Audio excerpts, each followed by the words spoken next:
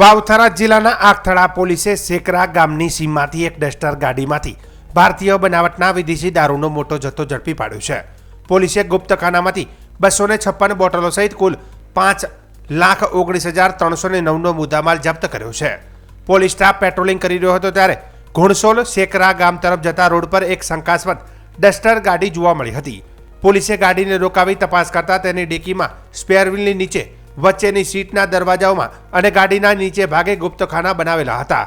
આ ગુપ્તખાનાઓમાંથી pass permit વગરની ભારતીય બનાવટના વિદેશી દારૂની 256 બોટલો મળી આવી હતી, જેની કિંમત ₹2,54,300 આંકવામાં આવી છે. આ ઉપરાંત પોલીસે ₹2,50,000ની કિંમતની રેનોલ્ડ ડસ્ટર ગાડી, ₹15,000ના કિંમતના 2 મોબાઈલ ફોન પણ જપ્ત કર્યા હતા. આ કેસમાં મહેન્દ્રકુમાર લાડુરામ બિશ્નોઈ અને મનોજકુમાર લાડુરામ બિશ્નોઈ બંને રહે સાગડવા, તાલુકો ચિતલવાણા, જિલ્લો જાલોર, રાજસ્થાન નામના 2 આરોપીની ધરપકડ કરવામાં આવી છે. પોલીસે પ્રોહિબિશન એક્ટ હેઠળની આગળની કાર્યવાહી હાથ ધરી છે.